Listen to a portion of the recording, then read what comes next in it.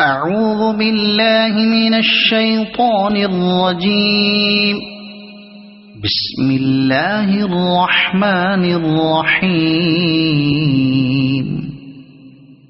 لا أقسم بهذا البلد وأنت حل بهذا البلد ووالد وما ولد لقد خلقنا الإنسان في كبد أيحسب أن لن يقدر عليه أحد يقول أهلكت مالا لبدا أيحسب أن لم يره أحد ألم نجعل له عينين ولسانا وشفتين وهديناه النجدين فلاقتحم العقبة وما أدراك ما العقبة فك رقبة